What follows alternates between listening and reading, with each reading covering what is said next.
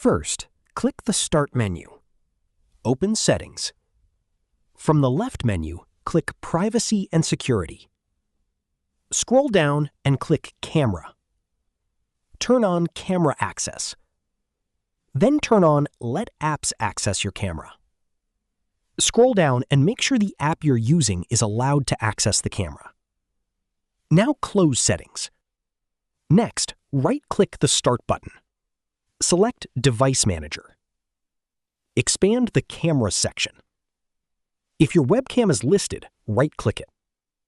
Then click Enable Device if it's disabled. If it's already enabled, click Update Driver. Select Search automatically for drivers. Wait for Windows to check for updates. If no update is found, right-click the camera again. Select Uninstall Device. Then restart your laptop. Windows will automatically reinstall the camera driver after restarting. That's it. This is how you can fix the camera not found problem on your laptop. If you found this video helpful, don't forget to like the video, subscribe to our channel, and press the bell icon for more tutorials. Thanks for watching.